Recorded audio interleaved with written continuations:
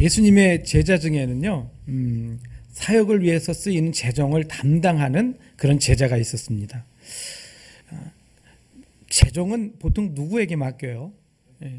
믿을 만한 사람에게 맡기고 회계에게 맡기는 건 당연한 건데 회계를 누구를 시키겠어요? 우리 장대익 성도님 누구한테 맡기겠어요? 회계를, 재정을 아무한테나 막 맡겨요? 그래요. 왜 실장님한테 맡겨요? 믿을만 하니까. 아니 믿지 못하는 사람한테 어떻게 재정을 맡길 수 있겠어요? 그렇지 않습니까? 예수님이 재정을 맡겼을 때는요, 믿을만 하니까 맡기는 거예요. 그래서 그 사람에게 재정을 맡겼단 말이에요. 그래서 이제 예수님과 함께 다니면서 그 재정으로 이제 숙박할 곳도 예약을 하고, 그 다음에 그 음식도 준비를 하고, 또 사역에 필요한 모든 것들을 준비하고, 이렇게 하면서 예수님이 사역을 다니셨어요. 그런데 살림을 맡은 다음에 남들은 다 열심히 말씀을 듣고 성경을 배우고 예배를 드리는데 이 제자는 늘 장부책을 뒤지면서 뒤에 앉아가지고 오늘 뭐 부족한 거 없나, 내일 숙박은 어떻게 해야 되지, 맨날 이런 걱정하면서 고민하면서 말씀 듣는 일에 충실하지 못한 거예요. 예배를 열심히 드리지 못하는 거예요. 그래서 이 많은 시간 예수님이 말씀을 하시고 가르치셨지만 예수님의 말씀을 온전히 듣지를 못했어요. 아니 만약에 예수님께서 여유롭게 돈을 주시면서 너 이걸로 예약하고 이걸로 다 준비해라 이렇게 하면은 문제가 없었을 것 같아요. 그런데 어떻게 했어요? 예수님이 하시는 사역에 살림이 좀 충분했을까요? 여유로웠을까요? 그렇지 않았을 것 같아요. 왜냐하면 생각해 보세요. 예수님이 어떤 때는 5,000명을 먹이시잖아요. 네. 예수님은 너무너무 주기를 원하세요. 먹이기를 원하시고 나누기를 원하시고 공급해 주기를 원하시는데 그러려면 뭐가 필요해요? 늘 돈이 필요하거든요. 그런데 늘 돈을 조금만 주시는 거예요. 너무 간당간당하게 주시거나 한참 모자라게 해주시는 거예요. 그러면서 이 너무 부족한 돈으로 준비하려다 보니까 걱정이 되는 거예요. 그래서 어느 날 예수님 돈 좀 많이 주셔야 돼요. 돈이 없어요. 이렇게 말하면 예수님 뭐라 그래요? 야, 무엇을 입을까 무엇을 먹을까 염려하지 마. 이렇게 말씀하시는 거 아니겠어요? 그러면서 막 걱정을 하는 거죠. 예수님 그러면 이 숙박을 잡을 수도 없고 뭘 먹일 수도 없고 준비할 수가 없습니다. 그러면 또 뭐라고 하세요? 이 믿음이 적은 자야! 그러실 거 아니겠어요? 그러면서 막 책망을 하시는 거예요. 이 재정을 맡은 예수님의 제자는 얼마나 속이 답답했을까요? 아마 뒷담화도 많이 했을 것 같아. 야, 예수님은 있잖아. 이 세상 물정을 몰라도 너무 몰라. 야, 어떻게 그렇게 숙박을 준비하고 먹는데 돈이 얼마나 들어가는데 맨날 이렇게 쥐꼬리만 돈으로 이걸 하라 그러냐. 아마 속이 답답해 미칠 지경이었을 것 같아요. 이렇게 사역을 다니면 다닐수록 이 사람에게는 더 큰 이 돈이 관심사가 되고 그것이 가치관이 되는 거예요. 어떻게 하면 더 많은 돈을 불릴까? 어떻게 하면 돈을 모을까? 늘 이 궁리만 하고 있는 거예요. 같이 예배드리고 말씀을 듣는데도 말씀은 안 들어오고 돈에 대한 생각에만 집중이 되어 있는 거예요. 거기다만 초점이 맞춰져 있는 거예요. 그래서 가만히 말씀을 들어보니까 예수님이 또 나는 곧 너희를 떠나리라 계속 떠나가신다 어디로 가신다 말씀만 하시고 돈은 안 주시니까 이 사람이 아무리 생각해도 예수님만 계속 이렇게 따라다니다가는 자기는 거지가 될 것 같은 거예요. 그러니까 들어오는 헌금 중에 일부를 자꾸 자기 주머니에 챙기기 시작하는 거예요. 자기도 모르게 예수님 사역에 도우라고 들어오는 헌금을 빼돌리기 시작하는 거죠. 예배를 제대로 드리지 못하고 말씀을 집중해서 들어야 될 시간에 돈만 계산하고 있으니까 마음을 지키기가 너무나 어려웠던 거죠. 그래서 이 사람 마음이 어떻게 되는지 한번 보세요. 요한복음 13장 2절입니다. 다 같이 한번 읽어보실까요? 시작.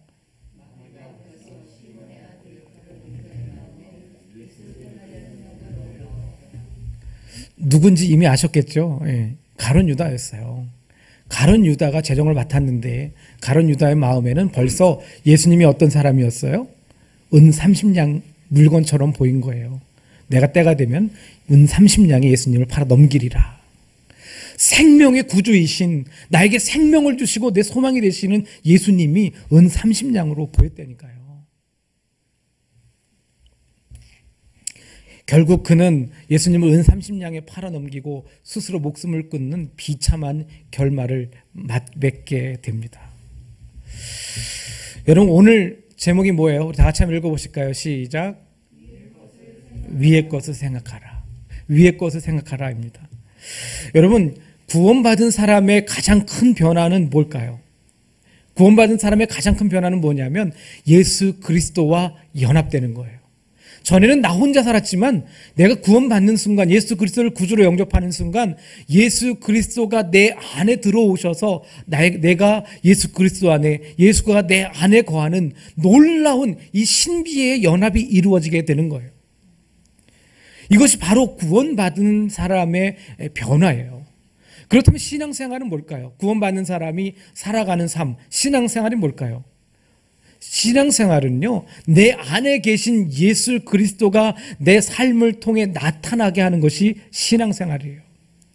내가 예수 그리스도와 연합되었는데도 불구하고 내 삶에서 나만 나타나는 것은 아직까지 예수 그리스도와 온전한 연합이 이루어지지 못하는 거예요. 내가 구원받고 예수 그리스도와 연합되었다면 내 삶에서 예수 그리스도가 드러나게 해야 되는 것이 신앙생활입니다. 그런데 사람들은요, 그렇게 구원받은 사람처럼 말하고 구원받은 사람처럼 아멘하고 구원받은 사람처럼 이야기하지만 실제로 그 삶의 모습에는 전혀 그런 모습이 나타나지 않아요.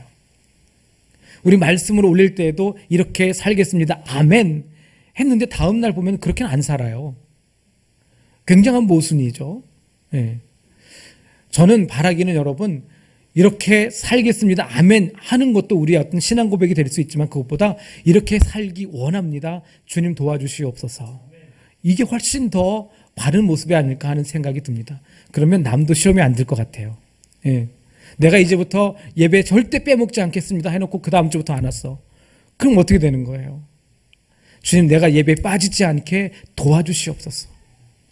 그렇게 하는 게 더 옳은 일이 아닐까 하는 생각이 듭니다. 바울은요, 오늘 본문 1절에서 신앙생활이 무엇인지 가르쳐주면서 강력한 권고의 말씀을 합니다. 우리 1절 말씀을 다시 한번 한 목소리 읽어보시겠습니다. 시작.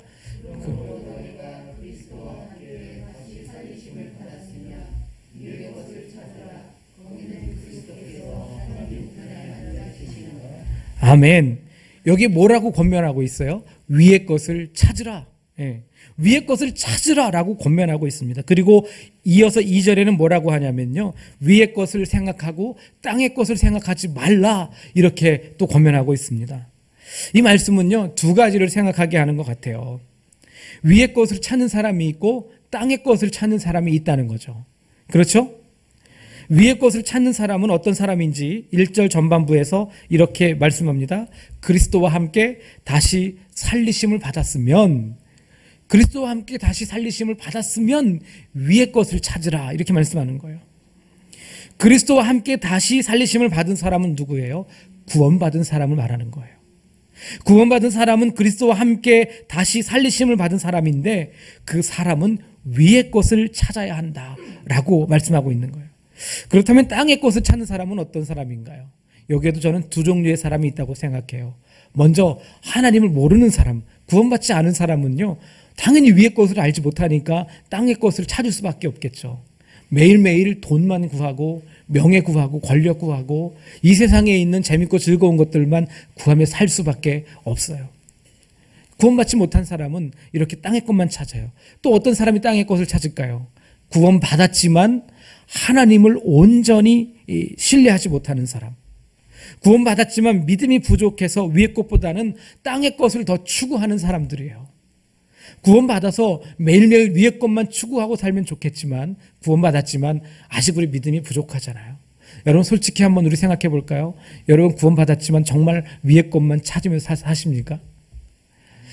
그렇게 고백하기에는 참 부족하죠.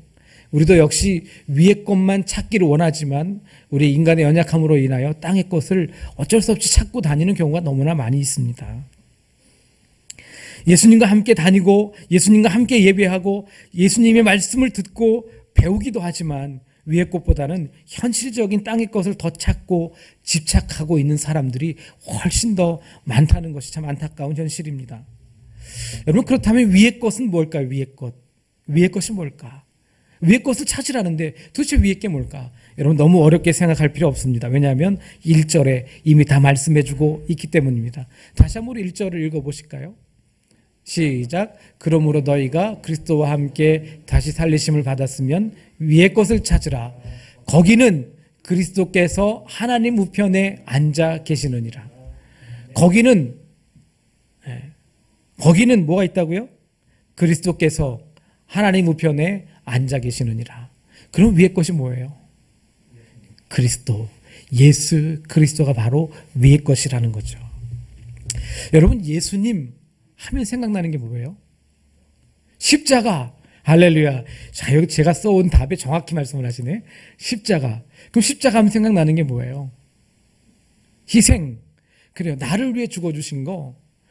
예수님 하면 십자가가 생각나고, 십자가 하면 나를 위해 죽어주신 거예요. 그러나 그것으로 끝이라면 하나는 알 수 있을 것 같아요. 예수님이 나를 너무 사랑하시는구나. 그래서 나를 위해 죽어주셨구나. 그렇지만 그 이상도 이하도 아닙니다. 예수님이 나를 위해 고통하시고 죽어주셔서 나의 죄를 대신에 형벌을 당하셨다면 그것을 넘어서서 그 다음에 나를 살리시기 위해 죽으셨다는 것도 알아야 되는 거예요. 예수님께서 십자가에 죽으신 것은 나를 사랑하시기 때문이지만 나를 사랑하셔서 나를 다시 살리시기 위해서 영원한 생명을 주시기 위해서 죽었다는 사실을 반드시 기억해야 돼요. 예수님이 나를 위해 죽으신 건, 십자가를 지신 건 생명이에요. 생명. 예수님이 십자가 하면 생각나는 것은요, 생명이어야 합니다. 생명. 나를 영원히 살게 하시려고 나를 위해 십자가에 죽으셨구나. 이렇게 십자가의 본질은 생명입니다. 우리를 영원히 살게 하시려고 십자가를 지신 것입니다. 하나님 우편에 앉아 계신 그리스도는 영원한 생명을 의미하는 거예요. 바로 그것을 찾으라는 거예요. 생명을 찾으라. 위의 것을 찾으라라고 하는 말씀을 영어 성경 NASB라고 하는 영어 성경에서는요, keep seeking the things above라고 하는 단어를 사용해요. keep seeking the things above. 예. keep seeking, 계속해서 찾으라는 거예요. 찾으라는 것이 한 번만 찾고 끝나는 게 아니라 계속해서 찾으라는 거예요. keep going, 계속 가라는 거예요. keep seeking, 계속 찾으라는 거예요. 이것을 헬라어로는요, 제테이라라고 하는 단어를 사용하는데, 제테이라는 쉬지 않고 끈질기게 찾아다니라, 그런 의미가 있어요. 적극적으로 계속해서 최선을 다해 무엇을 찾으라는 거예요? 예수 그리스도, 생명을 찾으라는 거예요. 마태복음 13장에는요, 예수님께서 천국에 대한 비유를 가르쳐 주신 말씀이 기록되어 있습니다. 44절에는 밭에 감추인 보화로 비유하셨고요. 그리고 45절에는 진주 장사에 비유하셨는데, 우리 44절 말씀을 같이 한번 읽어보실까요? 시작.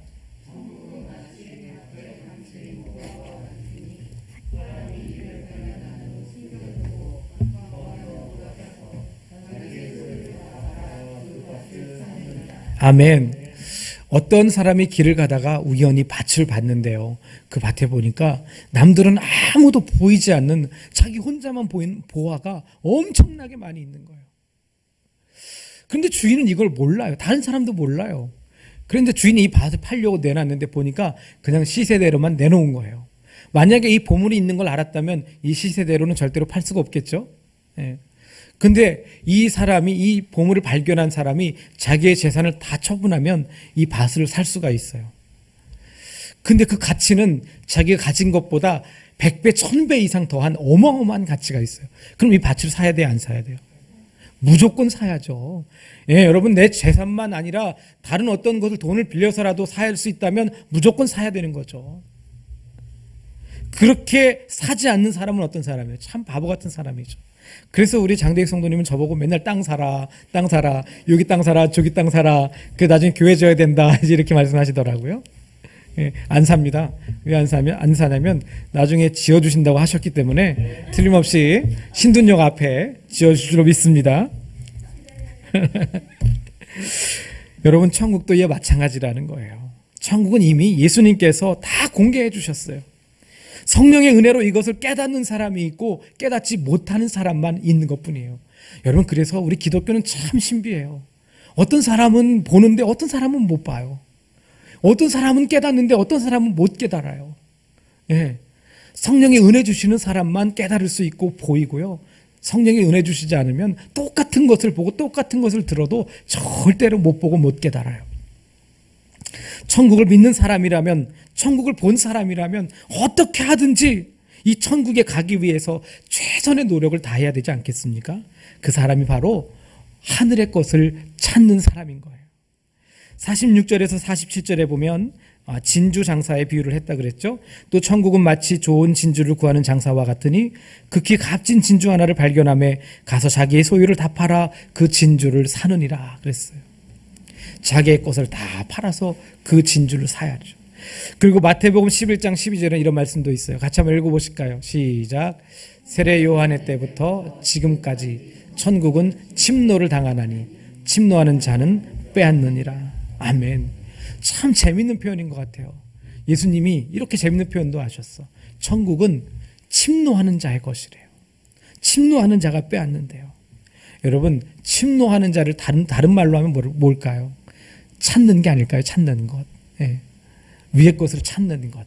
천국을 찾는 사람. 위의 것은 곧 예수 그리스도이고 예수님은 곧 생명이시며 천국의 주인이십니다.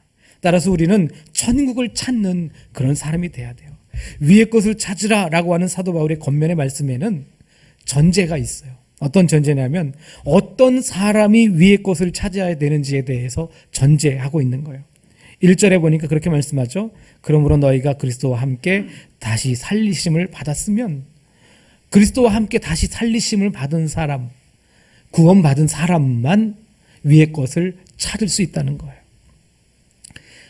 그리스도와 함께 다시 살리심을 받은, 구원받은 사람만 천국을, 영원한 생명을 찾을 수 있는 자격이 주어진다는 거예요. 사랑하는 성도님, 예수님을 구주로 고백하십니까? 그렇다면 여러분은 위의 것을 찾을 자격이 주어졌습니다. 이제 여러분은 3절 말씀처럼 위의 것을 생각하고 땅의 것을 생각하지 말아야 됩니다. 땅의 것이 무엇일까요? 땅의 것. 땅의 것은요, 하늘의 것을 찾는데 방해되는 모든 것들을 의미해요. 쉽게 설명드리자면 구원을 방해하는 모든 요소가 바로 땅의 것이라는 거예요. 근데 여러분, 참 야속한 건 구원을 방해하는 이 땅의 것들은요, 하나같이 다 우리가 너무나 갖고 싶어 하는 거예요. 우리가 너무너무 소유하고 싶은 게 바로 땅의 것들이에요. 얼마나 좋아 보이는지 몰라요. 얼마나 맛있어 보이는지 몰라요. 얼마나 갖고 싶은지 몰라요. 얼마나 하고 싶은지 몰라요. 제가 오늘 저하고 아주 친한 친구의 어머니의 장례식 발인이에요. 그래서 제가 장례식에 다녀왔는데 친구들하고 대화하다 보니까 친구들이 이제 일을 하면서 잘된 친구들이 많아요. 한 친구가 아주 절친인데 술이 아주 그냥 떡이 될 만큼 술을 먹은 거예요. 별로 대화도 못 나눴는데 대리기사를 불러서 서울까지 가야 되는 거예요. 그래서 그 친구를 따라서 이제 1층에 내려갔더니 자기 차를 쭉 끌고 오는데 보니까 그 유명한 제네시스 G80인 거예요. 예. 직장 생활을 하는데 참 성공을 한 친구죠. 그래서 자기가 하고 싶은 일들을 다 하면서 매일매일 골프 치러 다니고 매일매일 술 먹으러 다니고 좋은 차 타고 좋은 집에 그렇게 살아요. 근데 한편으로는 그런 생각이 들어요. 야, 나도 저런 차 타면 좋겠다. 나도 저 친구처럼 매일 놀러 다니면 좋겠다. 근데 여러분, 그건 위의 거예요? 땅의 거예요? 땅의 거거든요. 근데 그 친구의 삶의 내면을 들여다보면 참 행복하지 않은 것 같아요. 그래서 친구들과 그런 얘기를 했어요. 매일매일 저렇게 술 취해서 집에 대리기사를 데리고 들어가면 저 아내는 얼마나 마음이 안 좋을까. 그렇지 않을까요, 여러분? 매일 남편이 술 취해서 집에 들어온다고 생각해봐요. 꼴보기 싫어요? 이뻐요? 돈 많이 벌어다 줘서 무조건 좋아요? 무슨 짓을 해도 다 좋아요? 아니잖아요. 저는 돈이 많지 않지만, 좋은 차를 타지 않지만 가정이 평화롭고 가정에 기쁨이 있고 가정에 웃음이 넘치는 게 진짜 행복이라고 생각합니다. 여러분, 위의 것을 찾는 사람은 행복한 가정을 이루는 거고요. 땅의 것을 추구하는 사람은요, 행복한 가정을 이룰 수가 없어요. 남들이 좋아하는 거, 남들이 부러워하는 거 다 가지고 누릴 수는 있겠죠. 그러나 그 이면에는 얼마나 불행한 삶이 있는지 알지 못합니다. 여러분, 창세기 3장에 보면 하나님께서 아주 사람들이 좀 궁금해하는 한 가지가 있어요. 그게 뭐냐면 선악과예요, 선악과. 거기 보면 여자가 그 나무를 본즉 먹음직도 하고 보암직도 하고 지혜롭게 할 만큼 탐스럽기도 한 나무인지라 그랬어요. 하나님께서 모든 것을 다 허락하시면서 단 한 개만 허락하지 않으셨어요. 선악을 알게 하는 나무예요. 그런데 그 나무가 보암직하고 먹음직하고 탐스럽게 생긴 거예요. 다른 걸 다 가졌지만 그거 하나 안 가졌다는 이유만으로 얼마나 그게 가지고 싶은지 몰라요. 너무나 먹고 싶고 너무나 가지고 싶고 너무나 그것을 취하고 싶은 거예요. 그런데 결국 아담과 하와가 그것을 정말 따먹어 버리잖아요. 그 이유가 뭐냐면 그걸 먹으면 하나님처럼 된다고 하니까. 그걸 먹어서 하나님처럼 된다고 하니까 먹은 거예요.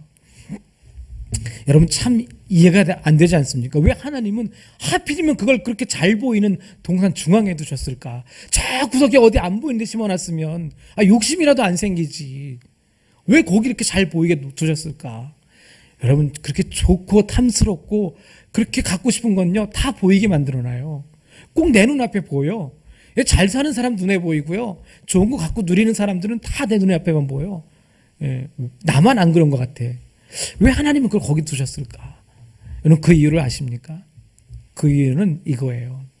나는 창조주이고 너는 피조물이라는 사실을 잊지 마라. 나는 창조주이고 너는 피조물이라는 이 사실을 잊지 마라. 그리고 그 선악과를 보면서 매일매일 아담과 하와는 하나님에 대한 사실을, 하나님이 계시다는 것을 잊지 말게 하시려고 선악과를 그 가운데 두신 거예요. 여러분 11조도 똑같아요. 내가 너한테 다 줄게. 너한테 필요한 거, 쓸 거, 입을 거, 먹을 거, 잘 곳, 일할 거 다 줄게. 대신에 네가 버는 거 10분의 1만 나한테 줘. 왜냐하면 나는 너에게 모든 것을 주는 창조주 하나님이고 너는 나의 피조물이니까 그것만 기억하기 위해서 10분의 1만 나 줘 하시는 거예요. 그리고 11조는 우리가 하나님 앞에 주님은 나의 창조주이시고 나의 하나님이시고 나의 아버지시며 내게 모든 것을 공급하시는 은혜의 하나님이십니다라고 하는 고백으로 드리는 믿음의 표현이 바로 11조인 거예요. 이것으로 우리를 억압하고 이것으로 우리 걸 빼앗으려고 하나님이 돈이 필요하신 분도 아닌데 우리에게 그것을 요구하시는 게 아니에요. 하나님이 나는 창조주이고 너는 나의 피조물이야. 내가 너한테 다 줄 테니까 이거 11조만 줘. 내가 너한테 다 줄 테니까 이거 선악과 하나만 먹지 마. 그럼 사람들이 뭐라고 하는지 아세요? 참 하나님 아니 그래 그거 하나도 못 줘요? 아니 하나님 그것도 하나 못 줘가지고 그거 11조도 뺏어가고 싶어요? 이렇게 이야기하고 있는 거예요 우리가. 그게 아니라니까 여러분. 11조는 믿음의 표현입니다. 다 같이 한번 따라해 보실까요? 11조는 믿음의 표현이다. 믿으십니까? 우리 그렇게 하나님께서 창조주이시고 우리가 피조물이라는 사실을 잊지 마시기 바랍니다. 하나님은요 우리에게 필요한 모든 것을 다 공급해 주기 원하시는 하나님이세요. 그래서 마태복음 6장 33절에서 너희는 먼저 그 나라와 그 의를 구하라. 그리하면 이 모든 것을 너희에게 더하시리라 말씀하시잖아요. 하나님은 우리가 위의 것을 찾을 때 우리에게 필요한 모든 것을 더하시는 하나님이십니다. 우리 2절 3절 말씀을 같이 한번 읽어보시겠습니다. 2절 3절 말씀인데요. 이거나 2절 3절 시작. 위의 것을 생각하고 땅의 것을 생각하지 말라. 이는 너희가 죽었고 너희 생명이 그리스도와 함께 하나님 안에 감추어졌습니다. 아멘. 우리가 위의 것을 생각하고 땅의 것을 생각하지 말아야 되는 이유는 우리가 죽었기 때문입니다. 우리가 예수 그리스도를 구주로 영접하고 하나님의 자녀 되는 순간 우리 옛사람은 십자가에 죽은 것입니다. 그래서 갈라디아서 5장 24절에 바울 사도는 이렇게 말씀합니다. 그리스도 예수의 사람들은 육체와 함께 그 정욕과 탐심을 십자가에 못 박았느니라. 정욕과 탐심은 나의 옛 자아예요. 예수의 사람은 자아를 다 십자가에 못 박은 사람들이에요. 그렇기 때문에 더 이상 이 정욕과 탐심, 내 자아가 살아서는 안 되는 거예요. 또 누가복음 9장 23절에서는 예수님이 이렇게 말씀하시죠. 다 같이 읽어보실까요? 시작. 또 무리에게 이르시되 아무든지 나를 따라오려거든 자기를 부인하고 날마다 제 십자가를 지고 나를 따를 것이니라. 자기를 부인하고 날마다 자기 십자가를 지고 나를 따르래요. 자기를 부인하고 십자가를 지라는 게 뭐예요? 내 본능을 십자가에 못 박으라는 거예요. 육체의 소욕을 따르기 원하는 내 마음과 내 생각과 내 성격을 모두 다 십자가에 못 박으라는 거예요. 우리가 하나님의 성전을 위해서 아침에 우리 청소하기 원합니다. 그러면 좀 내가 더 자고 싶고 내가 좀 더 일하고 싶고 또 내가 할 일이 있지만 그 모든 것을 다 포기하고 주님 앞에 나와서 주님의 성전을 깨끗하게 하는 것이 바로 내 자아를 십자가에 못 박는 거예요. 내가 쓸 것도 많고 필요한 데도 많지만 하나님 나라를 위하여서 내 것을 아낌없이 드리는 게 바로 내 자아를 십자가에 못 박는 거예요. 우리가 주님의 잃어버린 영혼을 찾기 위해서 전도를 나가게 될 때에도 내게 우선순위가 너무나 많지만 그 모든 것들을 다 십자가에 못 박고 내가 하나님을 위해서 영혼을 찾기 위해서 나가는 것이 바로 이것이 내 자아를 십자가에 못 박는 것입니다. 그래서 히브리서 12장 2절에서는 이렇게 말씀합니다. 믿음의 주여 또 온전하게 하시는 이인 예수를 바라보자. 그는 그 앞에 있는 기쁨을 위하여 십자가를 참으사 부끄러움을 개의치 아니하시더니 하나님 보좌 우편에 앉으셨느니라. 히브리서 기자는요, 믿음의 주여 또 온전케 하시는 예수를 바라보자 그래요. 히브리서 기자와 이게 히브리서를 쓴 이 저자와 사도 바울이 일치한다라고 하는 사람들이 참 많이 있어요. 근데 히브리서는 정확히 누가 썼는지는 알 수 없는데 이 사도 바울의 사상이 참 많이 들어있는 것 같아요. 예수를 바라보자. 여기에서도 예수를 바라보자잖아요. 위의 것을 바라보라. 예수를 바라보라. 예수를 바라보는 것이 위의 것을 바라보는 건데 왜 예수를 바라봐야 되느냐? 그는 그 앞에 있는 기쁨을 위하여 십자가를 참으사 부끄러움을 개의치 아니하시더니 하나님 보좌 우편에 앉으셨느니라. 예수님이 먼저 하나님 보좌 우편에 앉으셨다는 거예요. 하나님이 먼저 하나님의 나라의 주인 되어 하나님의 자리에 앉아 계신 거예요. 하나님의 보좌에 계신 거예요. 하나님이 먼저 천국에 계시는데 그렇게 천국에 계시기 위해서 뭘 참으셨다고요? 십자가를 참으셨다는 거예요.